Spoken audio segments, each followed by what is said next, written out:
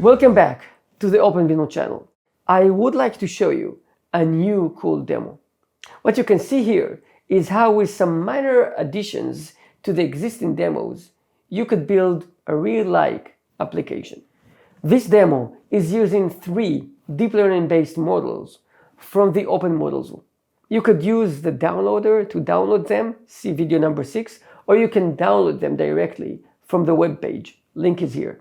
The demo is using the face detection model to find faces, the landmark model to extract the face features, and the re-identification model to recognize the same face. Let's first build a directory to hold our faces gallery. Now, let's see which AVX instructions this system supports.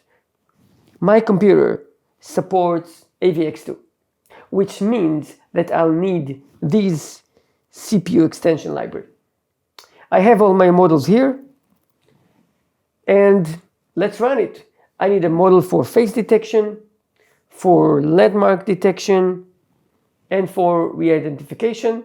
I'm going to allow grow, meaning grow the face gallery and learn any new face that is detected. This will put the app in a learning mode. You can run it in detection mode if you just remove this flag.